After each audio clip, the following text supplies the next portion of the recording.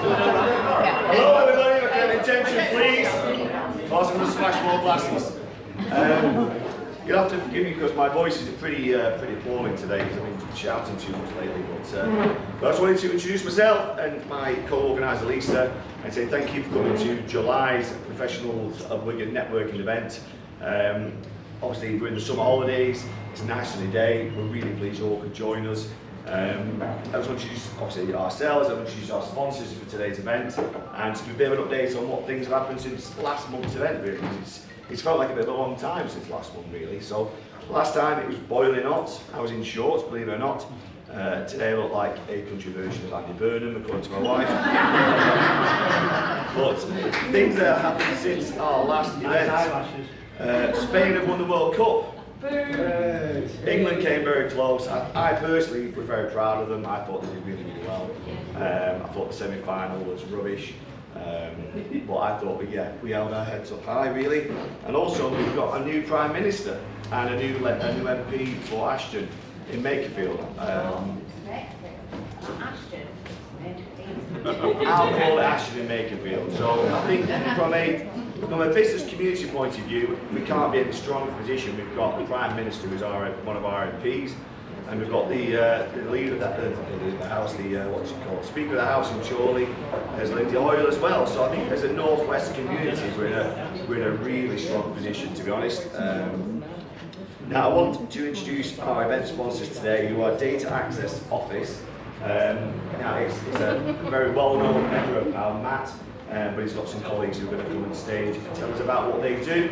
Personally, coming from my background, this is a no-brainer. I've worked in corporates and PLCs, and when this kind of request comes, it's an absolute headache. So these guys, it's a brilliant business idea, so well done. So yeah, if you can welcome on Matt and his colleagues, thank you.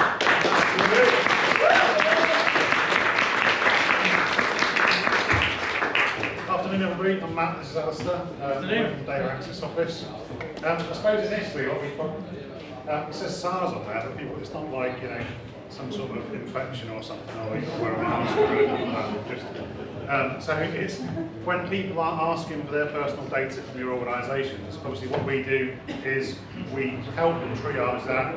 Obviously we manage the requests with the individuals, and we help and support you all the way through that journey to deliver the documents that need to be sent to the individuals with a formative response to them. Okay, good afternoon everybody. This is the Friday afternoon subject that nobody wanted to talk about, subject access request. This subject is about as interesting as a software update from Microsoft or Apple. It's the kind of thing you see, hear about, or have information on, and you think, why do I want to get involved with that? No business owner, no manager in a business ever comes in on a Monday morning and says, great, I'm hopeful we're going to get a subject access request this week. Let's get everybody fired up for that.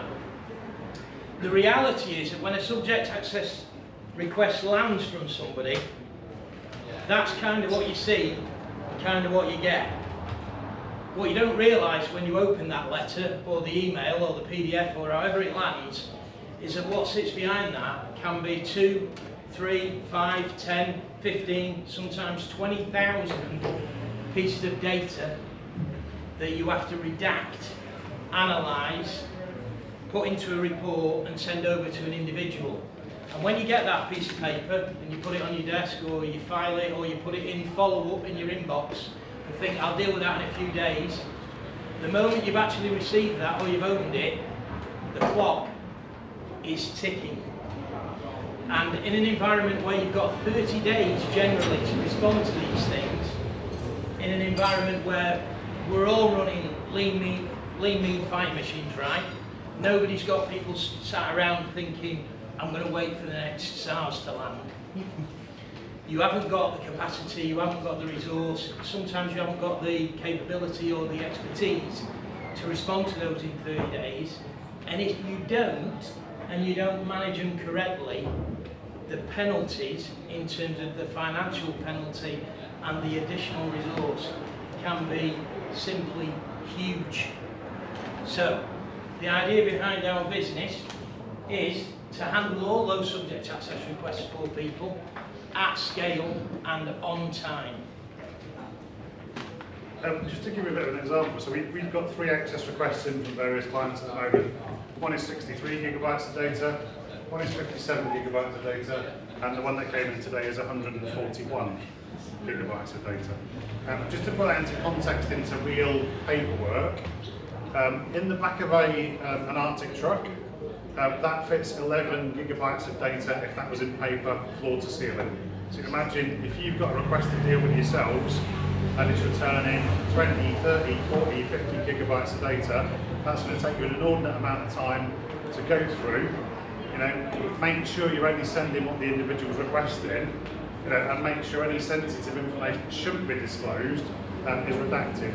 I mean, there are other things around that in terms of helping people manage the requests for the individuals, getting them to refine it, that sort of thing. But generally, these are disgruntled people. You know, the majority of requests that we get are in generated by AI. Yeah. Disgruntled parents wanting information on their children. They generally do it the day before the summer holidays, just to upset all the school staff, so they've got to come in and do it. Or, you know, in an organisation where your employee's been employed for 10, 15, 20 years, you can imagine the amount of throughput of data they've had on your email system, on your CRM system, on any other systems that you've got.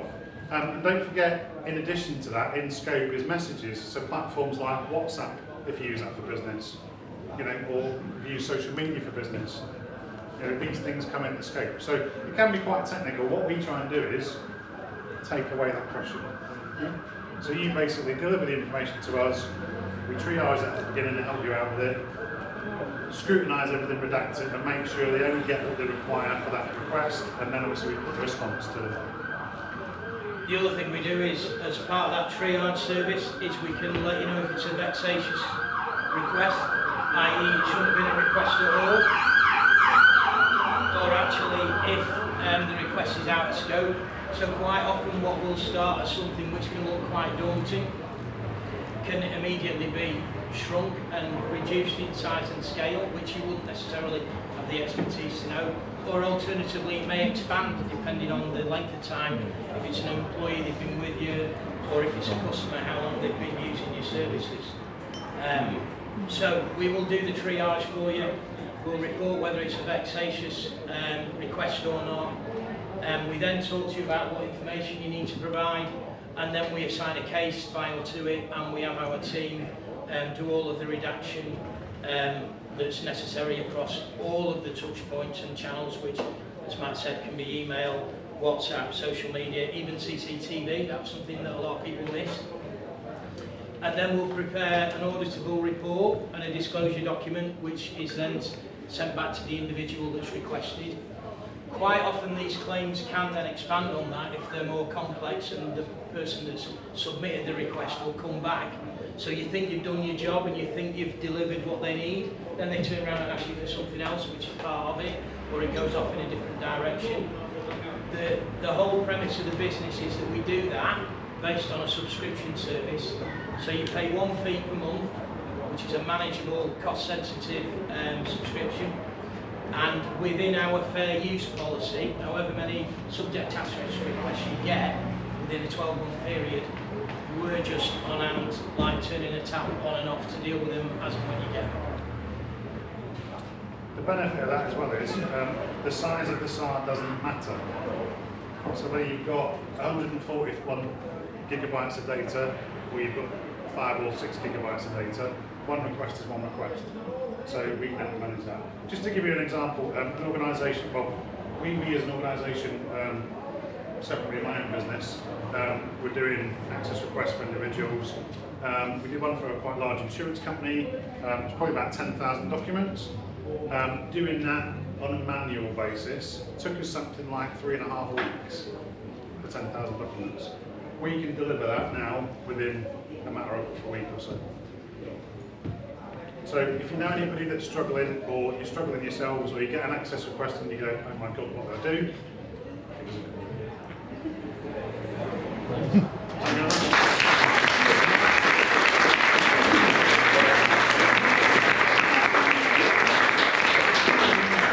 Guys, we can just have your attention for a little bit longer, if that's okay. Just a couple of updates from a professionals of Wigan point of view. You should have had an email fairly recently regarding our 2027 event sponsorships, just like this one now. I'm very glad to say we actually only got 3 left in July, August and November. So if you would like to do this, you'd like to sponsor this event, you get in front of everybody and buy anyone a beer really, then please let myself and Lisa know and we'll be happy to discuss that with you. The other big event that's coming up is the Wigan Borough Business Awards, which we do in conjunction with Attain and with Football. We're only 2 months away from that now. We've done the judging process. The finalists have been announced. That's all over social media. You can't help but have seen it in the last few days. So congratulations to everyone who's been nominated as a finalist. And the next thing really is to get ready for the show, I suppose, from our point of view. But what is tradition as well from the events now is we're going to say thank you to some of our business directory members who support us, who help us put on these events really. So we've got 3 or 4 people we're going to invite up now and say thank you. So we can all give them a clap, give them some appreciation while we take an awkward photo from them. And that's it really. So if I can ask Claire and Bex from All James to come up and take a picture.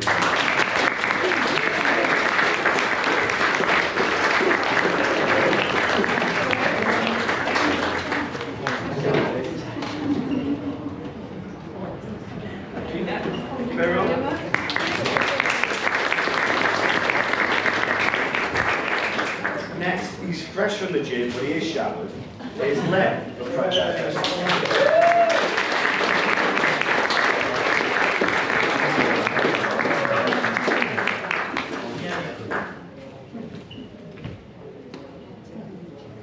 Thank you.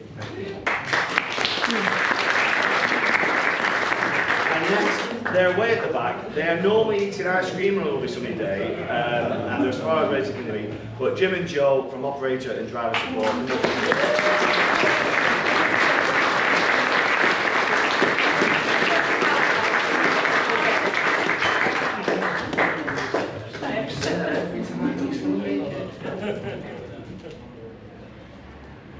She's gonna.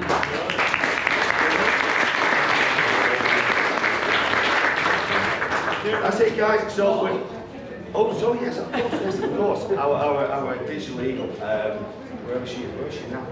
She's going to hate this. She's going to absolutely hate this. But Jackie from Attain, who always helps us with all our digital work, and she does everything for the Wigan Borough Business Awards.